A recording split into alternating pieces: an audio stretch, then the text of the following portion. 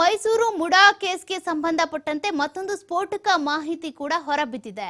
ತನಿಖೆ ನಡೀತಾ ಇದೆ. ಮುಡಾ ಕೇಸ್ಗೆ ಸಂಬಂಧಪಟ್ಟಂತೆ ಗಂಭೀರವಾದಂತ ಆರೋಪ ಸಿಎಂ ಸಿದ್ದರಾಮಯ್ಯ ಹಾಗೂ ಅವರ ಪತ್ನಿ ಮೇಲೆ ಬಂದಿರುವಂತದ್ದು.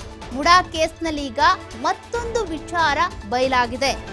ಮೂಲ ವಾರಸುದಾರರಿಗೆ ತಿಳಿಯದಂತೆ ಭೂಮಿ ಪಡ್ಕೊಂಡ್ರ ಸಿಎಂ ಬಾಮೈದ. ಹಾಗಾದ್ರೆ ಅಂದ್ರೆ ಸಿಎಂ ಸಿದ್ದರಾಮಯ್ಯನವರ ಬಾಮೈದ ಏನಿದ್ದಾರೆ, ಸಿಎಂ ಪತ್ನಿ ಅವರಿಗೆ ಅರಿಶಿಣ ಕುಂಕುಮ ಕೊಟ್ಟು ಈ ಒಂದು ಸೈಟ್ ಅನ್ನ ಕೊಟ್ಟಿದ್ರು ಅನ್ನುವಂತ ಮಾಹಿತಿ ಇರುವಂತದ್ದು. ನಿಂಗ ಅಲಿಯಾಸ್ ಜವರನ ಮಗ ದೇವರಾಜ್ರಿಂದ ಭೂಮಿಯನ್ನ ಖರೀದಿ ಮಾಡಿದ್ದಾರಂತೆ. ಆದ್ರೆ ಮೂಲ ವಾರಸುದಾರರಿಗೆ ತಿಳಿದೇ ಇರೋ ರೀತಿಯಾಗಿ ಈ ಜಮೀನ್ ಖರೀದಿ ಮಾಡಿದ್ದಾರೆ ಅನ್ನುವಂತ ಮಾಹಿತಿ. ಭೂಮಿ ಖರೀದಿ ಮಾಡಿರುವಂತಹ ಸಿಎಂ ಬಾಮೈದ ಮಲ್ಲಿಕಾರ್ಜುನ್ ಸ್ವಾಮಿ ಏನಿದ್ದಾರೆ, ಅವರು ಮೂಲ ವಾರಸುದಾರರಿಗೆ ಇದ್ರ ಬಗ್ಗೆ ಹೇಳಿಲ್ಲ, ಮಾಹಿತಿ ಕೊಟ್ಟಿಲ್ಲ. ಅದೇ ಭೂಮಿಯನ್ನ ಸಿಎಂ ಪತ್ನಿ ಪಾರ್ವತಿ ಅವರಿಗೆ ದಾನ ಮಾಡಿದ್ದಾರೆ. ಅಂದ್ರೆ ಅರಿಶಿಣ ಕುಂಕುಮ ಕೊಟ್ಟು ಅದ್ರ ಜೊತೆಗೆ ಭೂಮಿ ದಾನ ಮಾಡಿದ್ದಾರೆ ಅಂತ ಹೇಳ್ತಿದ್ದಾರಲ್ಲ, ಆ ಭೂಮಿಯನ್ನ ವಾರಸುದಾರರಿಗೆ ಹೇಳ್ದೆ ತೆಗೆದುಕೊಂಡಿದ್ದಾರಂತೆ. ಈಗ ಜವರನ ಮಕ್ಕಳಿಂದ ಮೈಸೂರು ಜಿಲ್ಲಾಧಿಕಾರಿಗೆ ದೂರು ಕೂಡ ಹೋಗಿದೆ.